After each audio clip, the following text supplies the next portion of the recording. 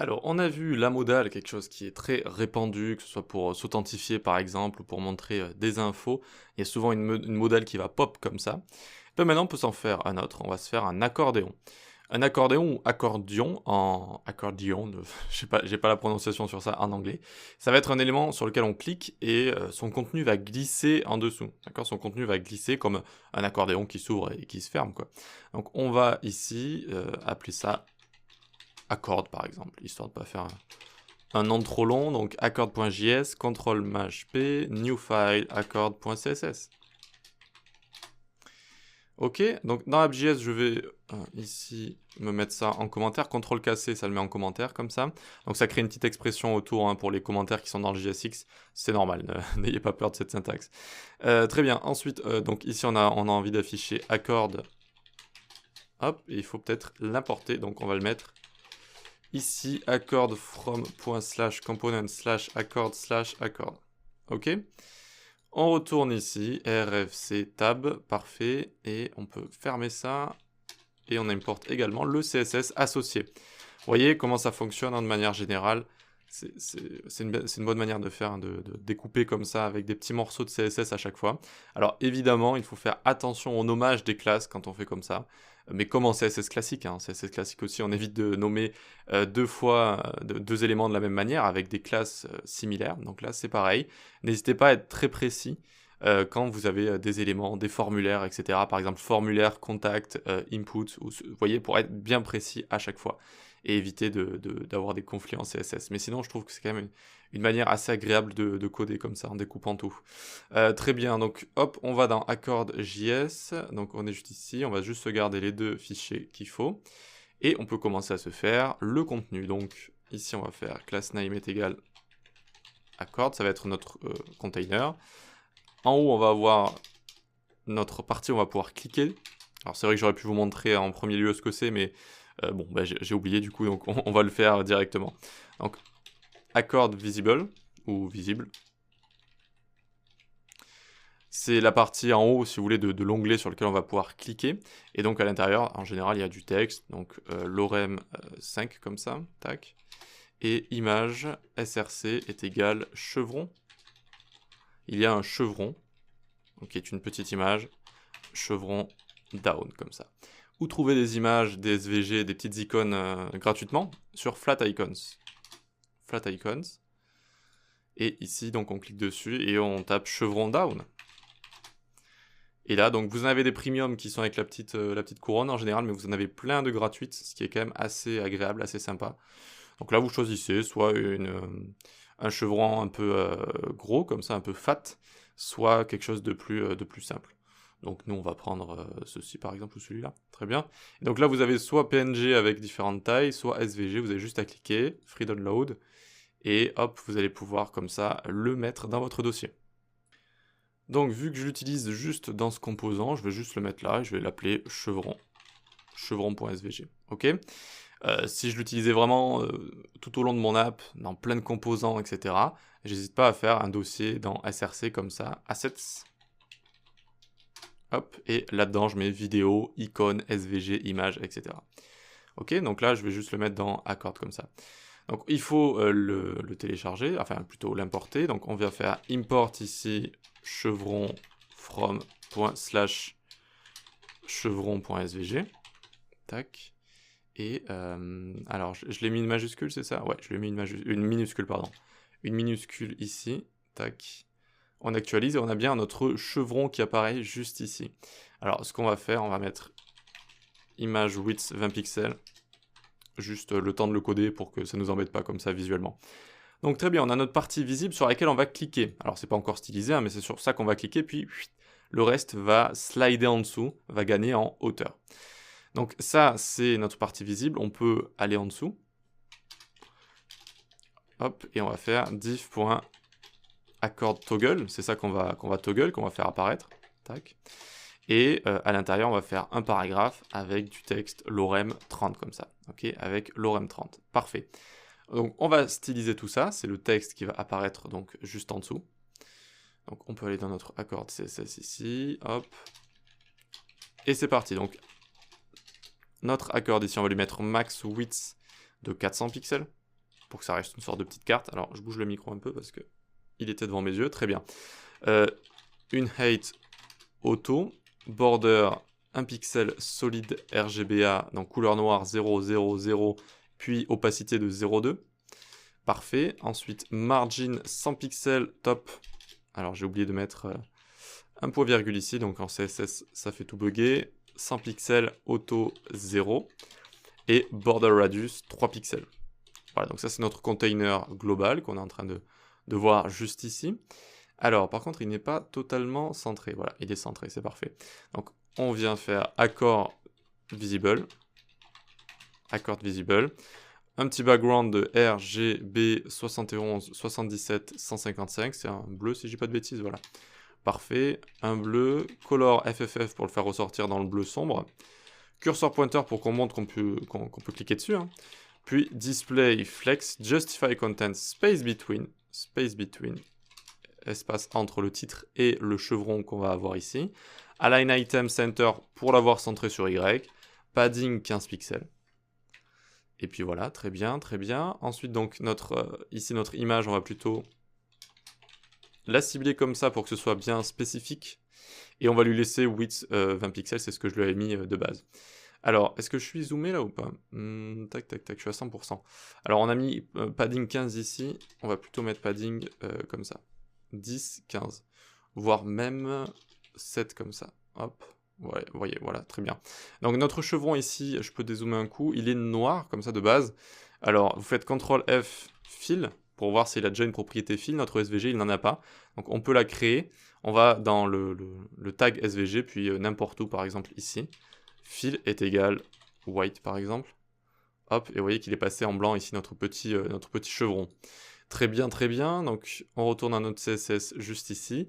Et on va s'occuper de tout ce qui est texte en dessous. Donc point accord visible.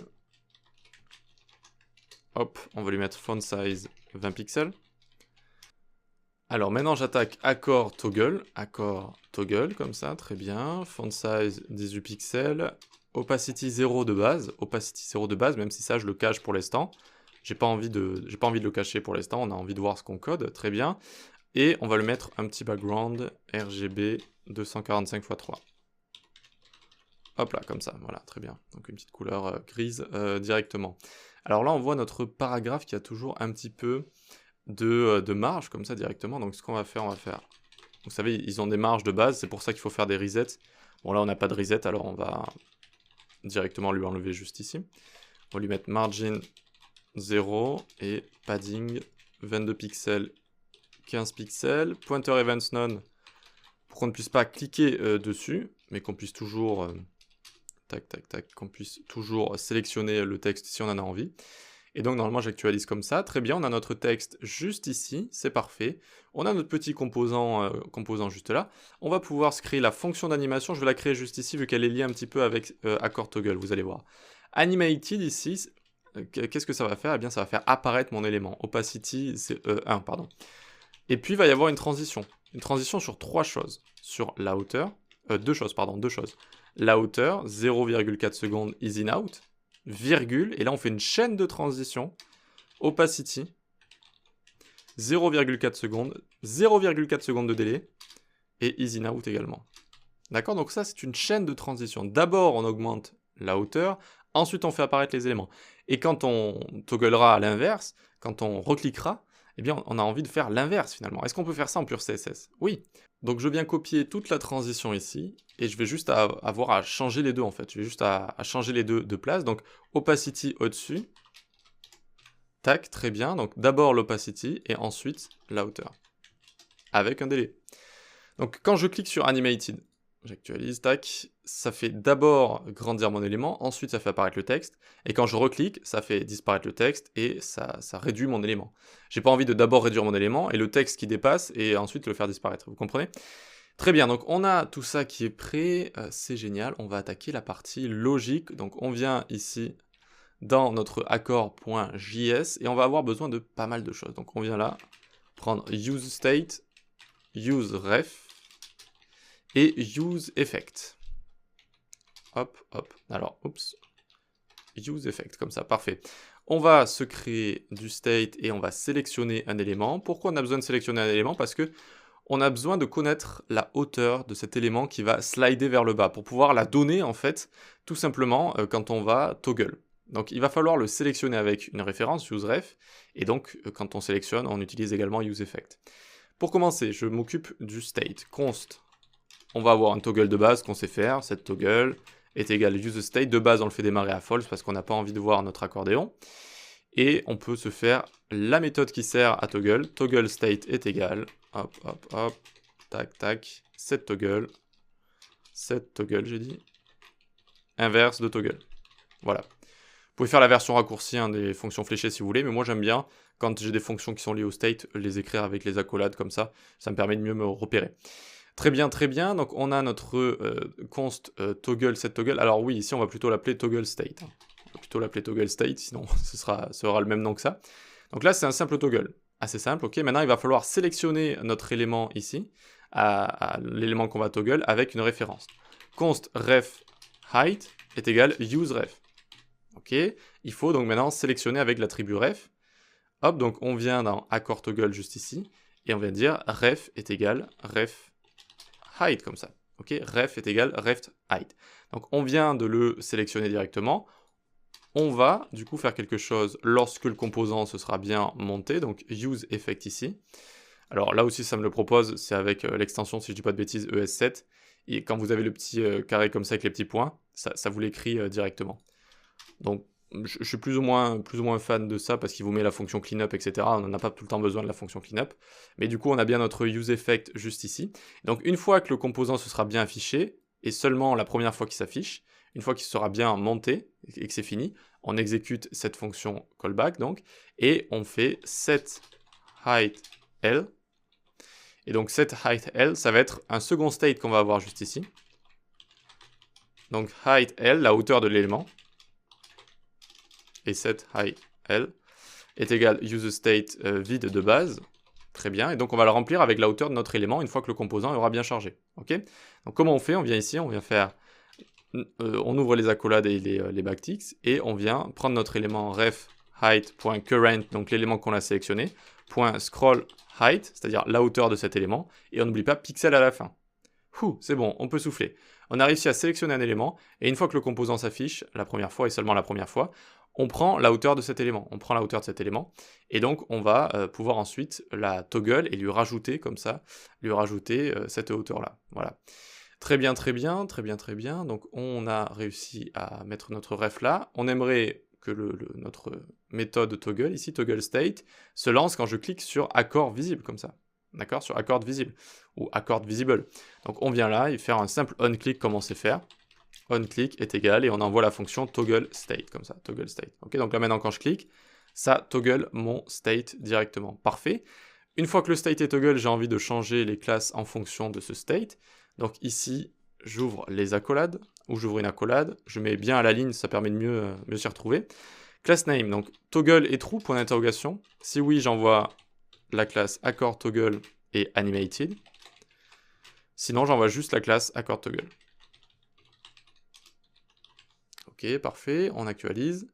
Je clique, on a bien le toggle qui se fait ici, mais je crois que je n'ai pas mis à opacity 0 de base, donc on décommande ça. De base, ça va être à opacity 0, et hop, hop, vous voyez que ça apparaît comme ça.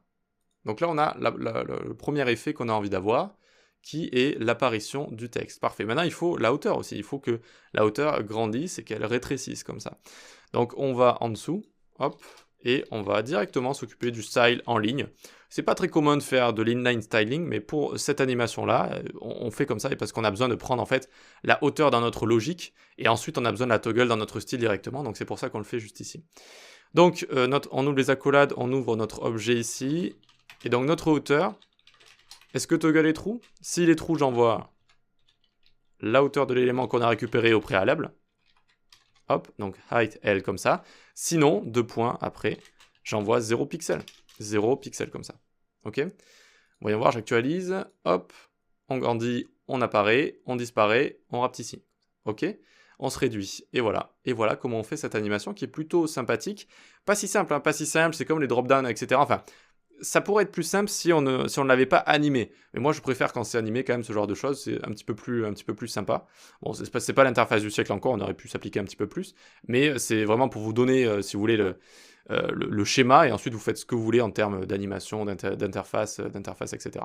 Donc là, vous avez la matière brute et vous en faites ensuite ce que vous voulez. Vous avez la logique surtout. Une fois que vous avez la logique, c'est ce qu'il faut faire à chaque fois en premier dans les applications, notamment avec React. Il faut éviter de s'intéresser à l'interface trop vite. D'abord, on fait la logique, comment tout va fonctionner, et ensuite, on peint, si vous voulez. D'abord, on construit la maison, ensuite, on la peint. On la peint pas en premier et on la construit après. Super, les métaphores. Donc ensuite, ici, on revient sur les chaînes de transition, très intéressantes, parce que du coup, c'est exactement ce qu'on a là. D'abord la hauteur, ensuite l'opacity, hop, hop, avec le petit délai. Et ensuite l'inverse, on revient ici, avec opacity en premier, hop, et la hauteur. Pour éviter d'avoir la hauteur qui se baisse, et ensuite l'opacity, ce serait pas logique et ce serait complètement moche. Alors notre texte, par contre, il est toujours là, il est toujours là en fait, dans le DOM, il est toujours là, même si on peut pas cliquer dessus avec pointer events none et qu'on ne le voit pas de toute façon, eh bien, les personnes qui ont des problèmes d'accessibilité, avec des lecteurs d'écran qui vont leur lire l'écran, eh bien, ça va lire ce texte-là, ça peut lire ce texte-là. Donc ça peut le visualiser et ça peut le lire. Donc ce qu'on va faire, on va utiliser un attribut d'accessibilité, on va aller sur notre texte juste ici, on va utiliser un attribut aria, donc c'est lié à l'accessibilité. Et donc l'attribut aria hidden est égal toggle, est-ce qu'il est true? Si oui, j'envoie true, sinon j'envoie false. Alors, plusieurs choses. False, pardon. Les attributs aria avec React, on les écrit avec les tirets comme ça. C'est un petit peu spécial, je sais, mais c'est pas de camel case, ok? Pas de camel case avec les attributs aria. Et donc aria hidden, c'est en fonction de notre toggle, tout simplement. Si on ouvre comme ça, eh bien ça va être sur true, les lecteurs d'écran vont pouvoir le lire. Et sinon, ça va être sur false, ils ne vont pas le lire en fait, tout simplement. Voilà. Très bien pour ça, j'espère que c'était pas trop compliqué. Ça peut paraître simple, hein, mais bon, vu qu'il faut récupérer la hauteur de l'élément en lui-même, qui peut changer, hein, si le texte change, eh bien l'élément va changer de hauteur, etc. On est obligé de le faire de manière logique, comme ça, avec notre JS, avec donc notre React, hein, ici directement. Et donc c'est pas simplement une simple petite animation CSS, c'est un peu un mélange de tout ça. Génial, on peut passer à la suite.